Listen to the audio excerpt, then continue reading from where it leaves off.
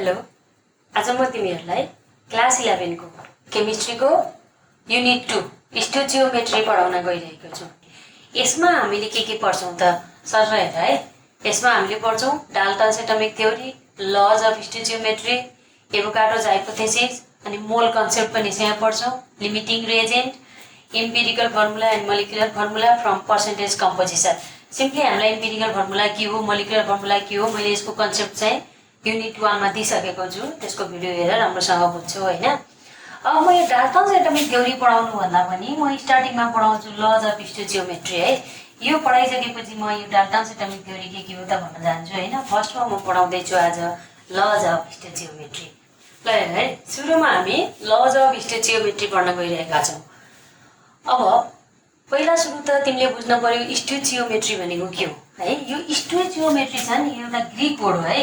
अब ग्रीकमा के हुँदो रहेछ भने यो स्टोइचियो भनेको खासमा एलिमेन्ट हुँदो रहेछ हैन। मेट्री फर मेजरमेन्ट हो है। सिम्पली भन्नुपर्दा stoichiometry means measure an element. In Greek stoichiometry means measure an element.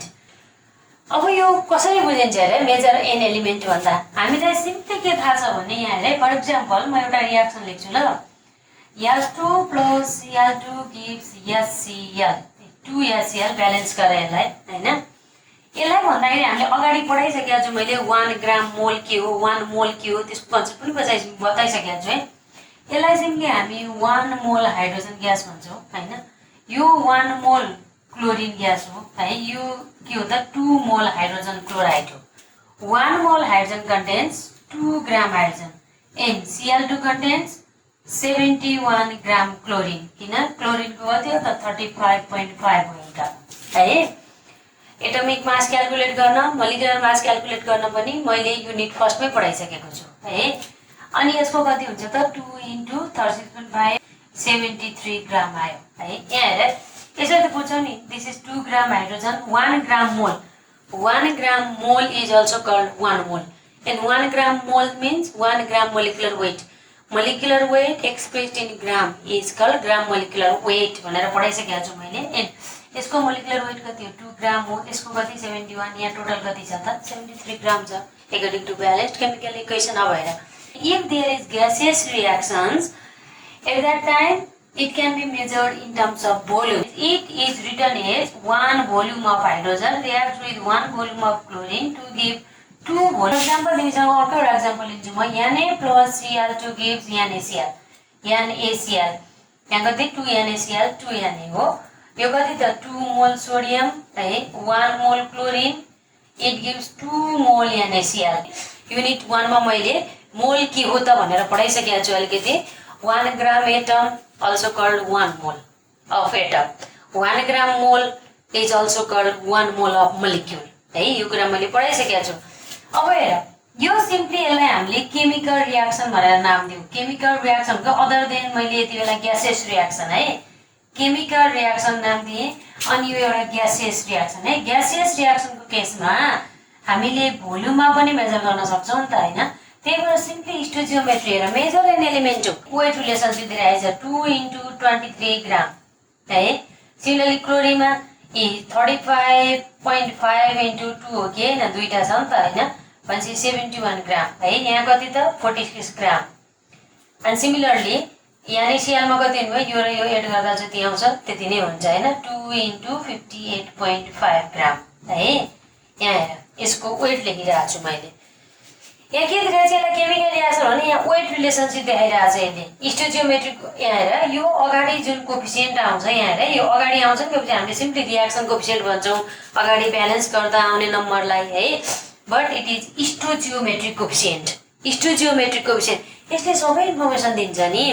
यसले यहाँ वेटको रिलेसन बताइरहेछ मोलसँग, नम्बर अफ मोलिक्युलसँग, सबैसँग। सिम्पली केमिकल रिएक्सनमा भन्यो भने त्यसले वेटको relation बताइरहेछ।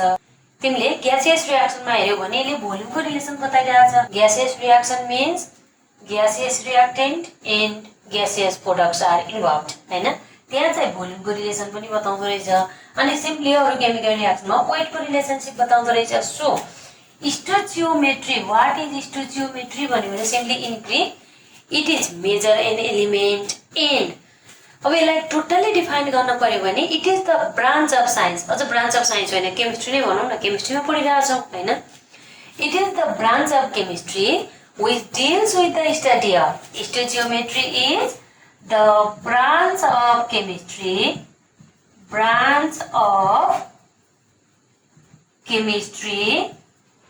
which deals with the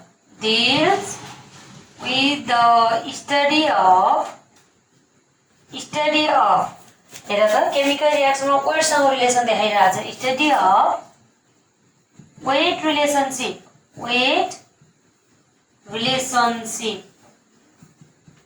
in chemical reaction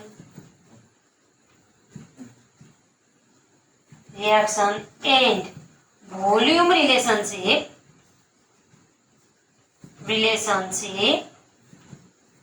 in gaseous reaction. हेर त सिम्पली ग्यासियस रिएक्सनमा भोल्युम रिलेसनको कुरा गर्दो रहेछ, अनि यो केमिकल रिएक्सनमा वेट रिलेसनशिपको कुरा गर्दो रहेछ। So stoichiometry is the branch of chemistry which deals with the study of weight relationship in chemical reaction and volume relationship in gaseous reaction. अझ यसलाई बेटर बुझ्नको लागि हामीले सबै लजहरू पढ्यो भने मजाले यो डेफिनेसन पनि बुझ्छौँ है त। यो सिम्पली मैले स्टोइचियोमेट्री के हो भनेर बुझाएँ। There are 5 laws of stoichiometry and these are, पहिला लिस्टिङ गरौँ है यसलाई। These are law of conservation of mass,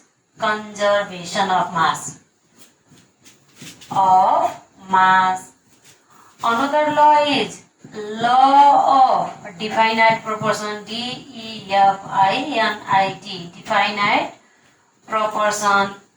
This law is also called law of constant composition,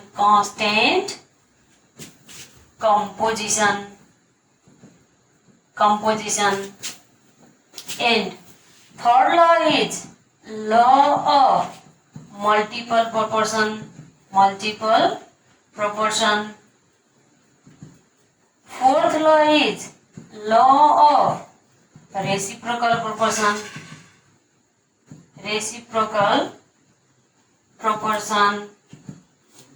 And fifth law is law of gaseous volume. And this law of reciprocal proportion is also called law of equivalent proportion.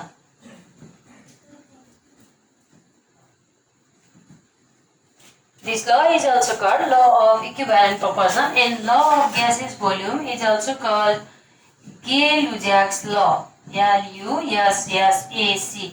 Lussac's law. It is scientist name, right? There are 5 laws of stoichiometry, and you know these 4 laws. First 4 laws are related with weight relationship in chemical reaction, and this 5th law is related with volume relationship in gaseous reaction. ल सुरुमा हामी पढौँ ल of conservation of मास है। त्यो 5 वटा लमा स्टार्टिङमा हामी पढ्छौँ ल अफ कन्जर्भेसन अफ मास। यसले के भन्छ भने एक्जाम्पलबाट बुझ्नलाई एकदमै इजी हुन्छ। For example you have carbon plus oxygen, it gives CO2, ठीक छ, CO2 है। यति बेला यहाँ कति छ, यसको एटमिक मास थ्रु जाऊ, यो 12 ग्राम, यसको मोलिकुलर मास कति छ 32 ग्राम, एन्ड यो CO2 को कति भयो टोटल 44 ग्राम। काउन्ट गराए यहाँ 44 C को 12 प्लस 32 ग्राम गर्दा यो कति हुन्छ 44 ग्राम हुन्छ है। यहाँ हेर total mass of reactant,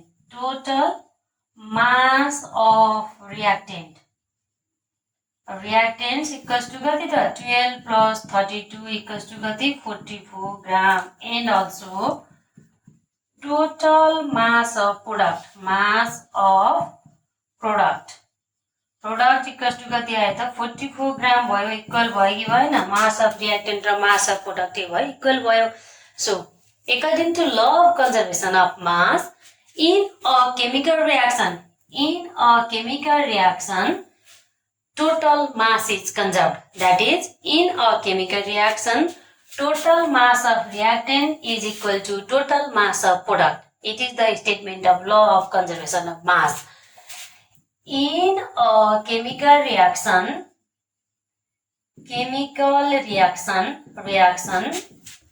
total mass of reactants is equal to total mass of product. It is law of conservation of mass. Carbon plus hydrogen gives CH4. ल यहाँ हेर है, जहिले पनि केमिकल रियाक्सन छ नि, यहाँ मैले एउटा कुरा एड गरे तिमीलाई, chemical reaction should be balanced according to law of conservation of mass. किन ब्यालेन्स हुन पर्छ त chemical reaction? Chemical reaction balance हुनै पर्छ, भएन भने के हुन्छ हेर यहाँ, CH4 यो कार्बन कति छ 12 ग्राम है, यो हाइड्रोजन कति छ 2 ग्राम हैन, यहाँ कार्बनमा हेर 12 प्लस यहाँ कति छ प्रोडक्टमा 4 है, भनेपछि कति आयो 16 ग्राम आयो, यो टोटल कति आयो 14 ग्राम आयो, इक्वल भयो त भएन नि हैन। एन्ड यो के भयो त, it is against with the law of conservation of mass, law of conservation of मासलाई फलो गरेन नि त, so it should be balance. यसलाई ब्यालेन्स गरेर यहाँ 2 राख त के भयो त 2 × 2 ग्राम गर्दा यसको पनि कति आयो 16 ग्राम नै आयो है। So it is accordance with the law of conservation of mass. 12 gram carbon reacts with 4 gram hydrogen to give 16 gram methane. With this data illustrate भनेर सोधिरहेको हुन्छ कि, त्यति बेला तिमी के गर्छौ, यसरी टोटल मास अफ रियाक्टेन्ट रियाक्सनकै फर्ममा लेखे पनि भयो। फर्स्टमा reaction लेख्छौ, total mass of reactant equals to 16 and total mass of product equals to 16. So this data proves the law of conservation of mass. है, law of conservation of mass सँग related एउटा question छ, why this law is also called law of indestructibility.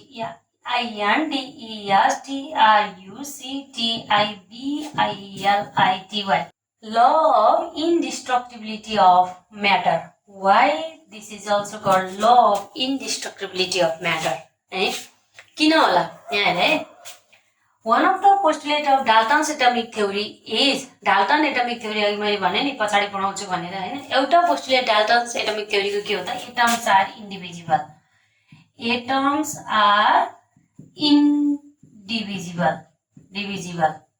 है, अनि त्यसले के भन्छ, every matter is composed of small indivisible particles called atom. That is the postulate of Dalton's atomic theory. Atom लाई divide गर्न सकिदैन अरे, that is every matter is made up of atoms and atoms are indivisible भनेपछि matter can neither be created nor be destroyed according to Dalton's atomic theory, and also according to law of conservation of mass, total mass in a chemical reaction is conserved. There is no loss of mass in a chemical reaction. So this law is also called law of indestructibility of matter. Matter को destruction हुन पाएन नि त, total mass conserve भयो, जति तिमीले रियाक्टेन्टमा use गरेथ्यौ मास त्यति नै प्रोडक्टमा निक्लिने भयो नि त है। So this law is also called law of indestructibility of matter है। क्वेशन यसरी पनि सोध्छ, how this law supports the Dalton's atomic theory, how law of conservation of mass supports the Dalton's atomic theory है। And answer त्यही हो, according to Dalton's atomic theory, every matter is composed of small indivisible particles which are called atoms. Oh, so matter can neither be created nor be destroyed. And according to this law also, total mass in a chemical reaction is conserved. So obviously भइहाल्यो नि, obviously के हुने भयो त, so this law also supports the Dalton's atomic theory, one of the postulates of Dalton's atomic theory, that is atoms are indivisible. बुझ्छौ नि हैन, law of conservation of mass बुझ्नलाई सजिलो छ। तिमीलाई धेरै क्वेशन पनि आउँदैन ल अफ कन्जर्भेसन अफ मास सँग आयो भने, state the law of conservation of मास अनि एउटा गिवन डाटा दिइरा हुन्छ। अघि मैले भने नि, for example 12 gram carbon combines with 32 gram oxygen to give 44 gram CO2, which law this data illustrate भन्छ। त्यति बेला तिमी के गर्छौ, C plus O2 gives CO2 गर्छौ, यहाँ 12 ग्राम, यहाँ 32 ग्राम, and in this case 44 gram, total mass of reactant equals to लेख्छौ 12 plus 32 equals to 44 gram लेख्छौ, and CO2 total mass of product equals to 44 gram लेख्छौ। Hence this data illustrates the law of conservation of mass भनेर लेख्छौ है। बुझ्छौ नि हैन यो ल। ल अब next लतिर जाउँ है त। ल नम्बर 2 को ल छ, अघि हामीले लिस्टिङ गरिसकेका छौँ। नम्बर 2 को ल छ law of definite proportion. Law of definite proportion and this law is also called law of constant composition law of constant composition है। किन यसलाई डिफाइनर प्रोपोर्सन भनेको, किन यसलाई कन्स्टेन्ट कम्पोजिसन भनेको है, यो त हामी इक्जाम्पल थ्रु नै बुझ्छौँ। पहिला इक्जाम्पल थ्रु बुझ्यो भने तिमीलाई स्टेट गर्न पनि सजिलो हुन्छ। यहाँ carbon combines with oxygen to form CO2 molecule हो।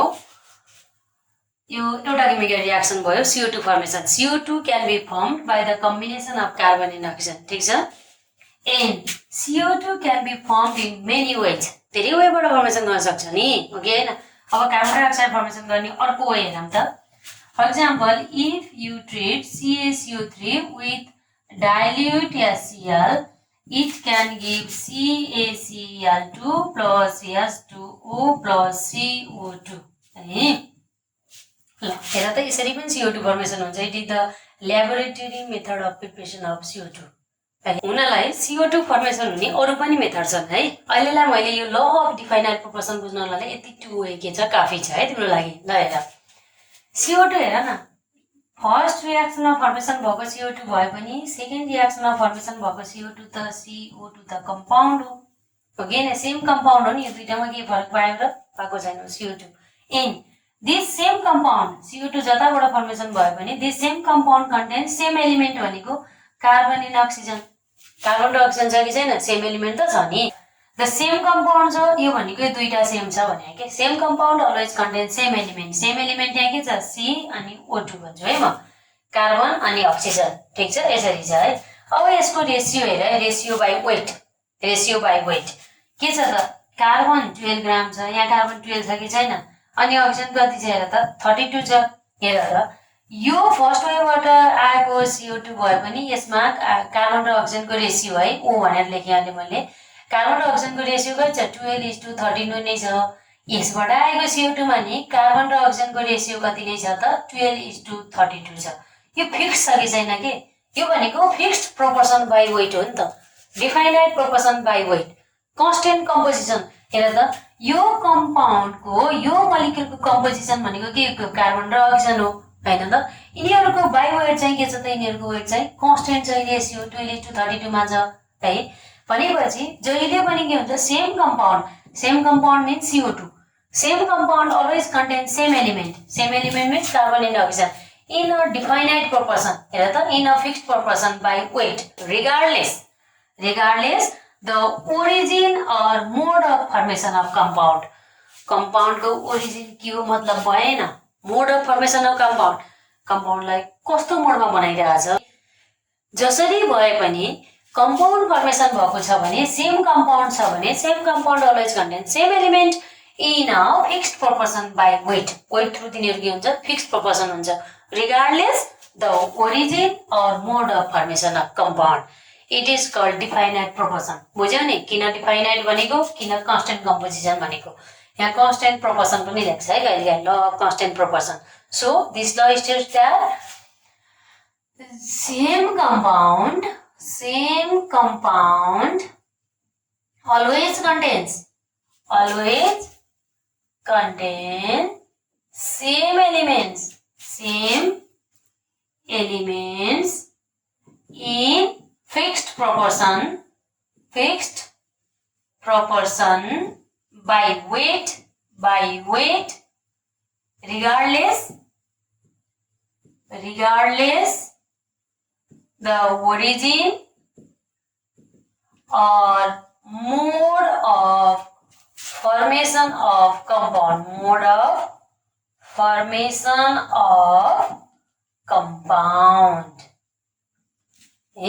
It is the law of definite proportion। म अर्को एउटा एक्जाम्पल लिन्छु है। H2 इजी एक्जाम्पल लिउँ न हैन, किन र? H2 कसरी फर्मेसन हुन सक्छ भन त? हाइड्रोजन एन्ड अक्सिजन है, यो कम्बाइन भएर H2 फर्मेसन भयो, ठीक छ। अब अर्को कुन वेबाट फर्मेसन हुनसक्छ यहाँबाट पनि त फर्मेसन भइरहेछ नि ल यसलाई मैले रियाक्सन 1 दिएँ यसलाई रियाक्सन 2 दिएँ H2O को केसमा हैन हेर न the same compound H2O the same compound H2O always contains same element hydrogen and oxygen H2O यहाँ चाहिँ कति छ त 2 हाइड्रोजन 2 ग्राम छ अक्सिजन कति छ 16 ग्राम छ 2:16 रेशियो यहाँबाट आएको H2O मा पनि 2:16 छ यहाँबाट आएको H2O मा पनि 2:16 के रेशियोमा छ हाइड्रोजन र oxygen again so the same compound always contains same element in a fixed proportion by weight regardless the origin or mode of formation of compound. It is all about law of definite proportion. है अहिलेलाई यति नै next भिडियोमा म फेरि अर्को ल पढाउँछु है थ्यांक यू